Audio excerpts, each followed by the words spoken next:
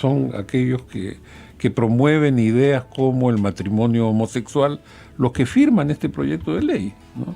Entonces, ¿para qué? O sea, para crear una etiqueta que después sea usada como los representantes válidos del Estado ante los cristianos, ¿no? Entonces, no, los representantes válidos son los de esta confederación, de superfederación, y entonces las iglesias enormes, las más grandes, que no están representadas en esa famosa superconfederación, quedamos al margen. Y la gente que discrepa pues con ideas como la del matrimonio homosexual, el aborto o la ideología de género en general,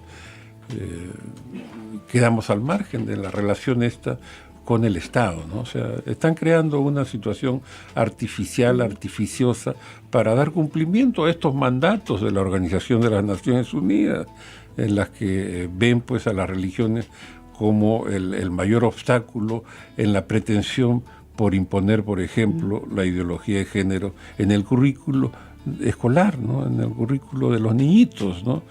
Porque claro, lo quieren ir adoctrinando a las nuevas generaciones en estas ideas que tienen que ver con el matrimonio homosexual, el aborto, la eutanasia, el consumo de drogas, etcétera, etcétera, etcétera. Un sinnúmero de motivos que tenemos para que en este proyecto, en este programa, se converse sobre todas las cosas que atentan contra la familia. Y tenemos aquí, como siempre, al doctor Sergio Tapia, quien nos va a ayudar a desarrollar este tema. Doctor, muy buenos días. Ya está usted aquí, gracias a Dios, con nosotros para poder compartir sobre estos temas tan importantes para nuestro país.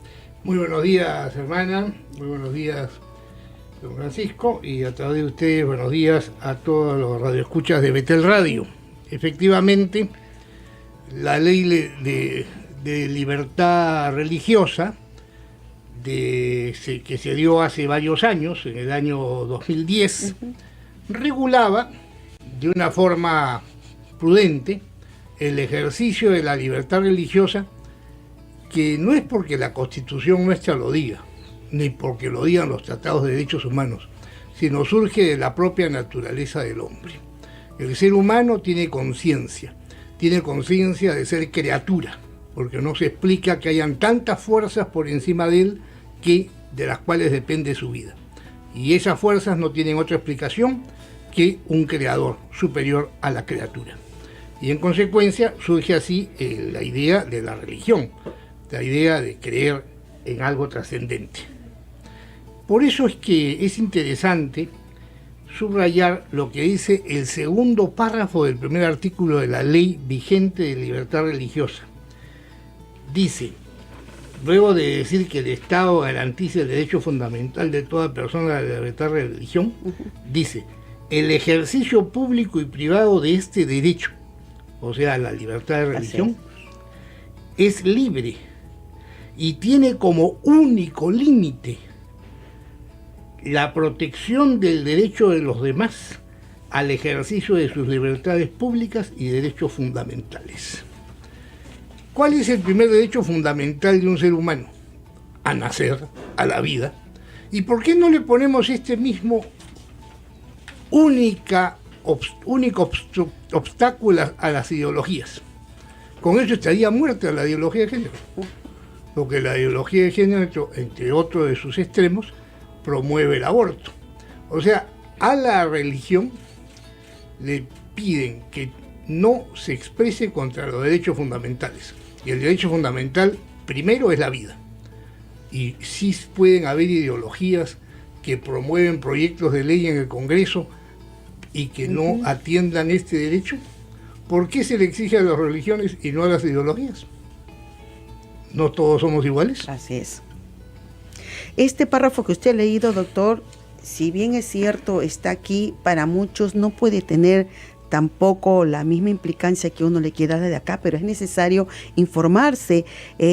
Voy a repetir lo que usted ha dicho, el segundo párrafo del artículo primero de la ley vigente 29635. El ejercicio público y privado de este derecho es libre y tiene como único límite tanto la protección del derecho de los demás al ejercicio de sus libertades públicas y derechos fundamentales, como la protección del orden, la salud y orden público. Totalmente claro. Y ahí puedo yo adelantar, cuando se hizo un amago de procesos penales contra el pastor principal de esta denominación, de Radio Betel, porque repitió una frase de la Biblia: nada pasa con los terroristas, que matan.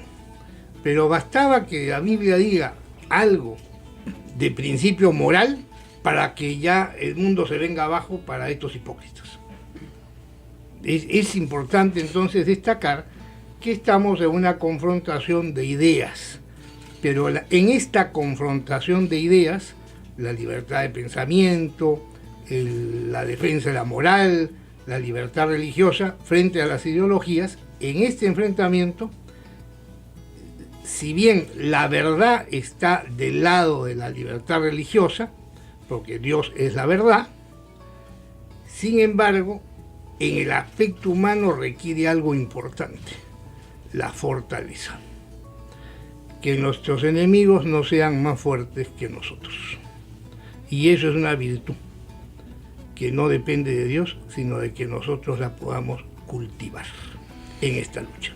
No se puede gobernar una nación dejando de lado la ley principal de todas, la palabra de Dios. Si una nación gobierna bajo los principios de lo que y de la palabra del Señor, y naturalmente con las leyes de cada país, pues esa nación va a ser bendecida, aunque muchos digan que no. Doctor, estamos en el objetivo de esta edición. ¿Es sustancial, es relevante la modificatoria que propone este parlamentario respecto al artículo 13 de esta ley? El artículo 13 de la actual ley de libertad religiosa establece un registro de entidades religiosas. Ahora, una cosa es por ejemplo, una cosa es la libertad de pensar, la libertad de transitar, el ejercicio de todas las libertades que reconoce la Constitución, los tratados y el derecho natural, y otra cosa es que usted tenga DNI y pasaporte, ¿no? Que son registros. Entonces usted tiene derecho a libre tránsito, pero si no le entregan el pasaporte, bueno, los demás países le dan salvoconducto. Ha sucedido. Por ejemplo, hay muchos, cuando estuvo funcionando los países comunistas, muchos que se escapaban no tenían pasaporte y entonces era con salvoconducto. O como hemos visto ahora los venezolanos, gran cantidad de venezolanos han entrado acá sin pasaporte, ¿no? Vemos en esas noticias, y entraban, tenían la licencia especial para entrar al Perú. Entonces no se restringe el derecho a el libre tránsito. Lo mismo acá. Hay libertad religiosa, pero se ha creado un registro. El hecho de que estar en el registro o no significa que eso es superior a la libertad religiosa. La libertad religiosa está por encima del registro. ¿El registro qué es? Es un ordenamiento, es tener archivados los estatutos de las diversas creencias, nada más.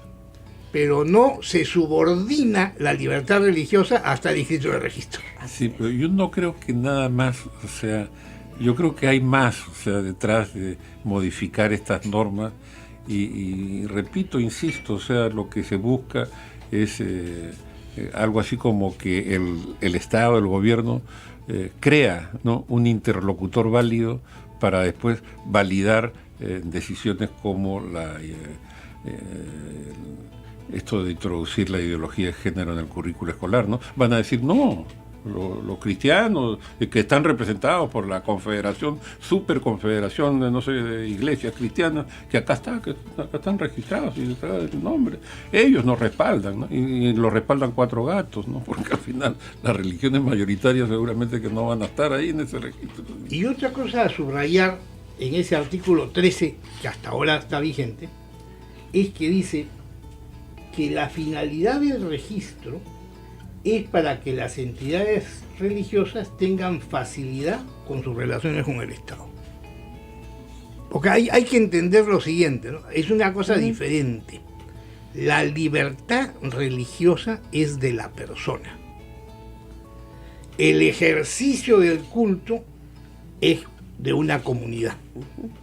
Esa comunidad puede tener o no relaciones con el Estado, de amistad o neutrales. ¿No le interesa? No le interesa. No está obligado, ¿no? Entonces, y el segundo párrafo del artículo 13 es más importante todavía. Dice: la inscripción en el registro es voluntaria. Y entonces es a lo que yo voy. El registro no puede subordinar un principio constitucional de libertad religiosa.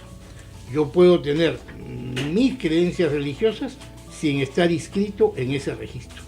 El problema está en la modificación.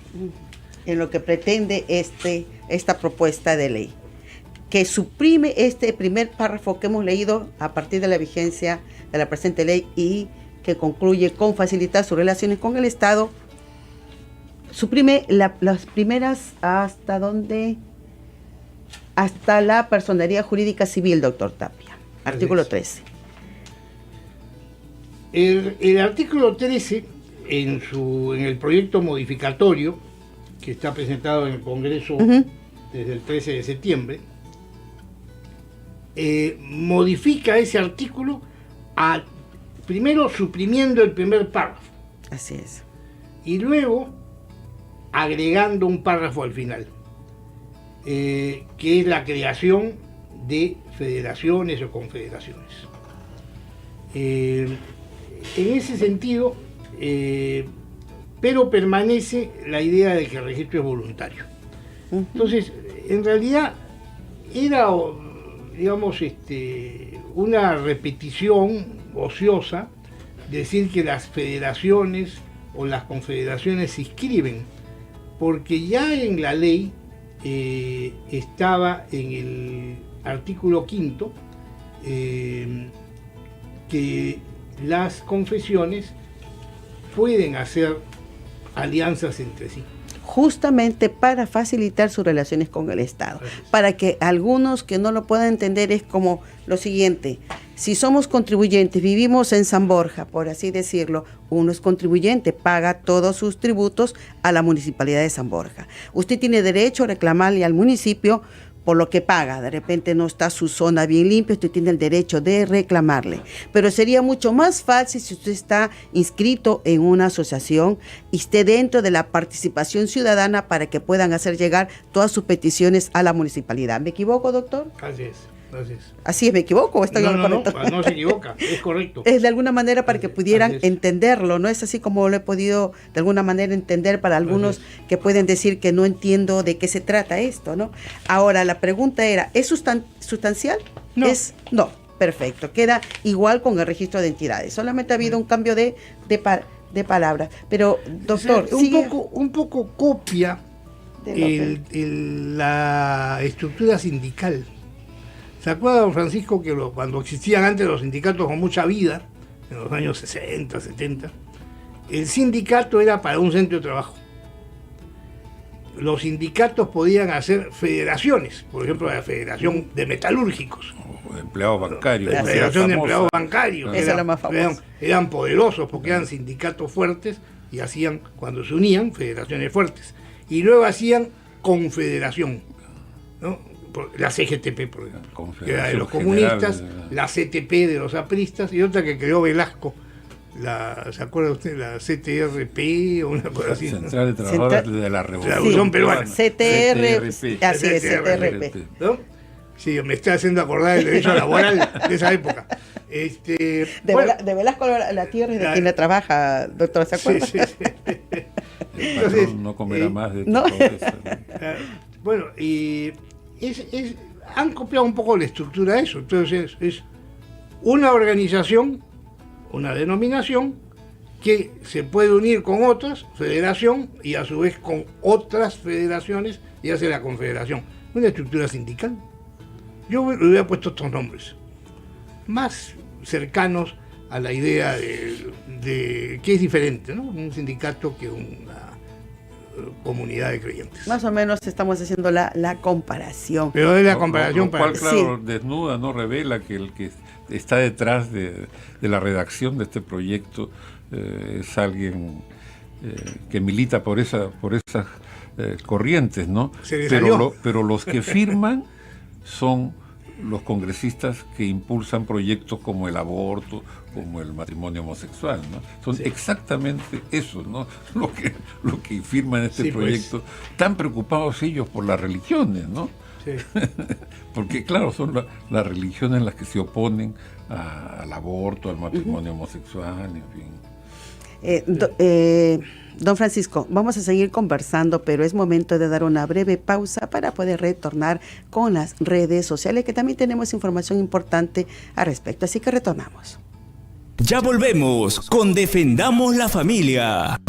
El representante de CONAFAM, Cristian Rosas, nos invita a participar este 15 de noviembre a la gran marcha contra la ideología. Este jueves 15 de noviembre nos vemos todos desde las 10 en punto de la mañana en la Plaza San Martín para dirigirnos hacia el Ministerio de la Mujer, porque es ahí donde se está preparando el Plan Nacional de Igualdad de Género que el presidente Vizcarra anunció quería estar completo antes de diciembre. Nosotros llevaremos la voz del futuro, de nuestros hijos, de los peruanos, que queremos un país forjado bajo el cimiento de la verdad, los valores y los principios. No queremos legalizar ni tampoco legitimizar la mentira ni ninguna ideología que es antihumana, anticientífica, antiverdad. Con mis hijos no te metas.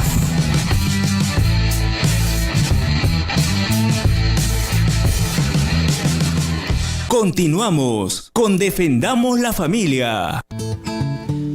10:31. A continuación tenemos el segmento de redes sociales a cargo de Yesenia Castillo. Adelante, Yesenia. Redes sociales. ¿Cómo están, compañeros? Saludamos a toda nuestra audiencia a esta hora de la mañana que también nos sigue a través de nuestra plataforma de redes sociales. Somos Betel Radio. Lo que necesitas escuchar, recordándoles a todos ustedes que nos pueden seguir también en directo a través de nuestra plataforma de redes sociales. En Facebook nos pueden ubicar como Betel Radio, también en Twitter e Instagram como @Betel Radio. También nos pueden sintonizar a través de nuestra página web www.betelradio.fm. Saludando a toda nuestra audiencia que ya viene comentando también a través de las redes sociales y que vienen compartiendo esta transmisión. Desde Trujillo nos saluda Holsen Leiva. También saludamos a Elba Veraún, a Bexabe Arone, y desde San Juan del Lurigancho a Jaime Ruiz, que también está en sintonía del programa. Pero yo quiero compartir con toda nuestra audiencia a esta hora de la mañana una nota publicada en la página web de Aleteia que nos habla acerca de lo que viene pasando en Gran Bretaña, pues se viene multiplicando por 4 las peticiones de cambio de sexo por parte de niños. El gobierno británico ha advertido una investigación ante la explosión del número de niñas y niños que han decidido cambiar de sexo en los últimos 10 años. Lo ha anunciado de esta manera la ministra para las Mujeres e Igualdad del Reino Unido, la señora Penny Mordaunt. Para tal fin se van a analizar las causas sociales de este aumento de transexuales entre niños y adolescentes, las cuales pueden encontrarse en la información o educación sexual y de ideología de género dada en las escuelas, las redes sociales, la red de salud mental, la familia. También algunos parlamentarios han hecho pública su preocupación ante estas cifras que se vienen conociendo. La psicóloga Pauline Carmichael asegura por su parte que al sembrar la confusión sobre la identidad de género, las escuelas no hacen ningún favor a los niños ni a las niñas.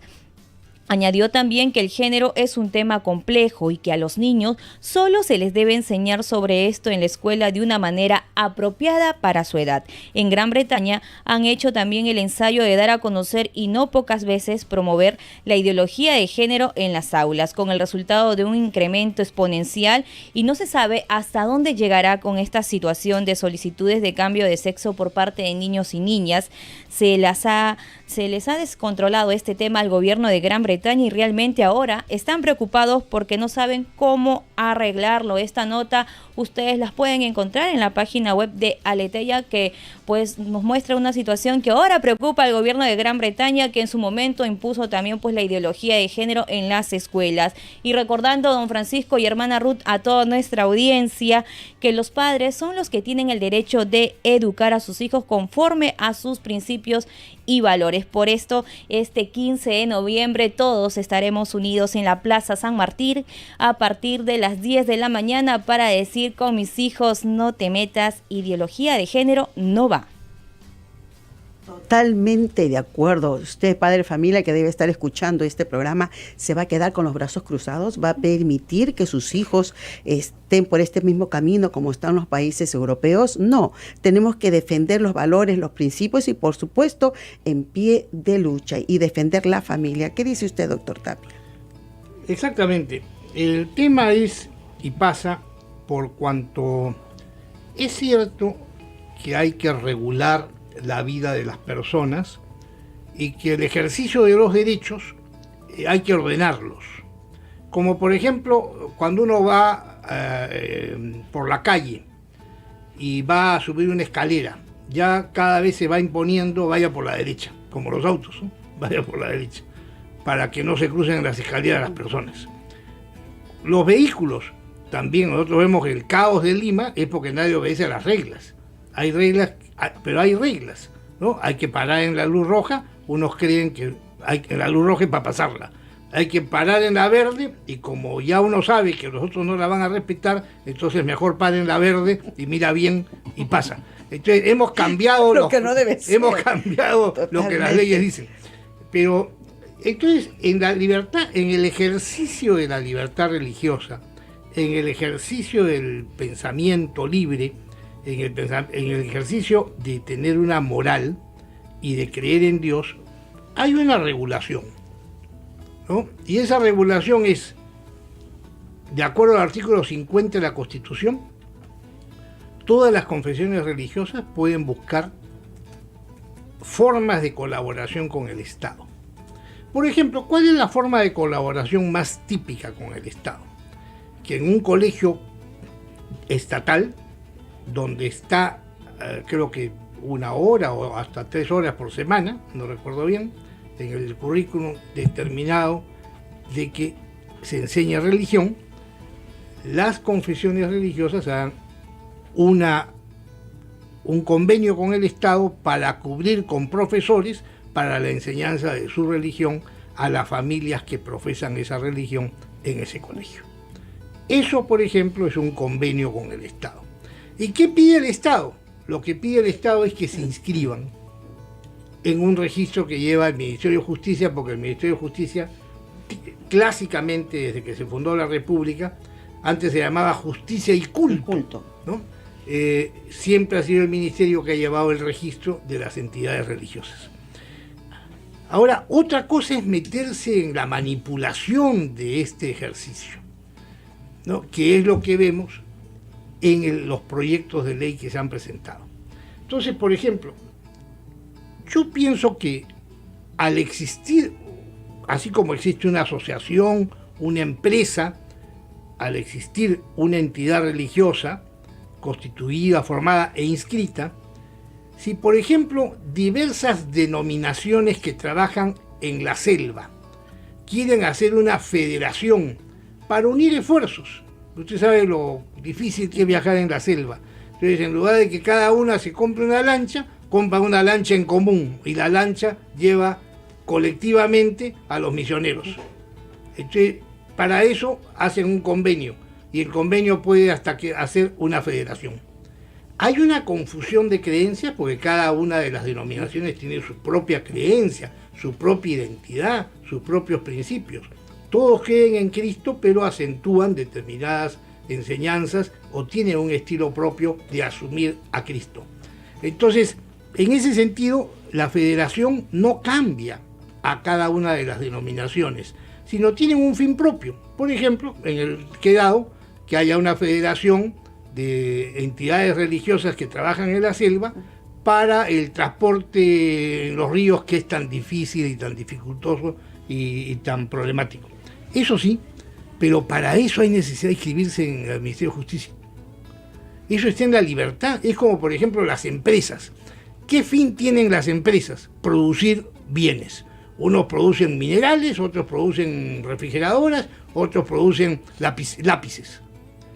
Pero todas estas empresas están representadas en la Sociedad Nacional de Industrias. Yo pregunto, ¿la Sociedad Nacional de Industrias qué produce? Nada. Simplemente es una mesa de coordinación de las necesidades que las empresas tienen frente al Estado.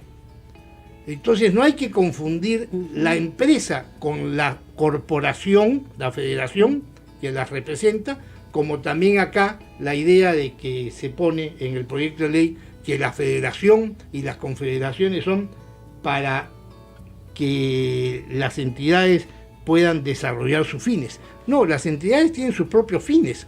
Cuando se crea una confederación o una federación es para otro fin, si no, no se crearía. Tiene usted toda la razón. Obviamente se hace con el fin de representarlas, pero cada uno tiene su propia convicción. Doctor, todavía tenemos un poquito más para conversar, pero no quiero dejar pasar esta video encuesta que tenemos preparada para hoy. Adelante, por favor.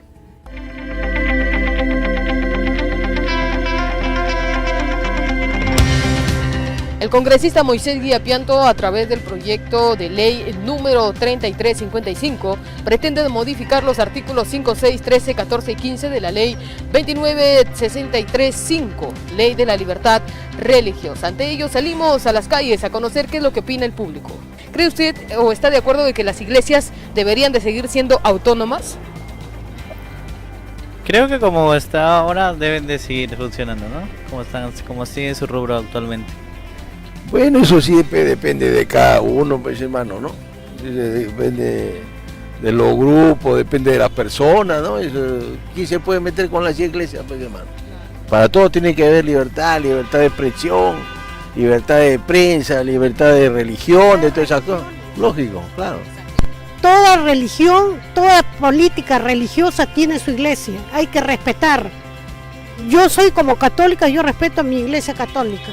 Y son autónomos, sí, cada una se define a su manera y guía todo. Bueno, yo creo que sí, ¿no? Porque suponen que somos un país democrático y cada uno tiene que tener libre expresión y tener su propio reglamento, ¿no? Claro, y así ya, si las iglesias actualmente ya sean religiosas o cristianas, tienen que siempre tener un reglamento que lleve a la gente, ¿no? A los creyentes de cada esto. Sí, independiente, sí. Porque bueno, cada iglesia tiene pues lo que es autónomo, ¿no? Claro, autónomamente se ha formado. Le recordamos a nuestra audiencia que los peruanos tenemos derecho a la libertad religiosa. Por ello gozamos de las garantías para ejercerlo de manera autónoma e independiente, conforme a la Constitución vigente. Adelante, compañeros en estudios. Esto es cierto, cada iglesia es una institución autónoma, no es una institución jerárquica, por así decirlo, y por supuesto que hay libertad religiosa. ¿Qué nos puede decir al respecto, doctor Tapia, sobre esta videoencuesta? Muy interesante porque desde diversos ángulos el ciudadano de la calle responde que hay necesidad de respetar la libertad religiosa. Y como mencionaba, las reglas de tránsito, por ejemplo, funcionan cuando todos las respetan. Y yo pienso que en este proyecto de ley no se respetan determinadas cosas de la realidad de lo que es la libertad religiosa. Yo creo que en el artículo 13, que era el que estábamos analizando en esta entrevista, es un artículo que enreda el tema del registro de entidades religiosas con el registro de federaciones y confederaciones. Lamentablemente no tiene una buena redacción, lo que hace confundir realmente. Entonces, el proyecto modifica varios artículos. por ejemplo, modifique el 5, donde dice las entidades religiosas pueden constituir federaciones y confederaciones para el desarrollo de sus fines. Bueno, y si yo quiero constituir una federación, no para el desarrollo de mis fines religiosos, sino el ejemplo que di, para tener una lancha común que lleve a los misioneros por los caudalosos ríos de la selva, que es tan peligroso y tan costoso. Entonces acá, ahí no están participando de sus fines de prédica o de creencias, están participando de una necesidad logística, ¿no? Entonces, de la misma manera,